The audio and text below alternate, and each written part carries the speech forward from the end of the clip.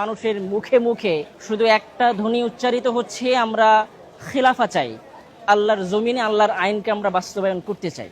গণতন্ত্র, সমাজতন্ত্র, অনেক তন্ত্রমন্ত্রে আমরা দেখেছি আল্লাহর জমিনে, কিন্তু সব তন্ত্রই বৃথা, সব তন্ত্রই দিন শেষে তারা ব্যর্থ প্রমাণিত হয়েছে। ইসলামী শাসন ব্যবস্থা নিয়ে যারা বিস্তারিত জানতে চান, ইসলামী শাসন ব্যবস্থার রূপরেখা কেমন হবে, সেখানে রাষ্ট্র ব্যবস্থা কেমন হবে, একজন খলিফা কেমন হবেন, এই বিষয়গুলোকে আপনারা যদি বিস্তারিত জানতে চান, এই বইটা অবশ্যই পড়তে হবে ইনশাআল্লাহ।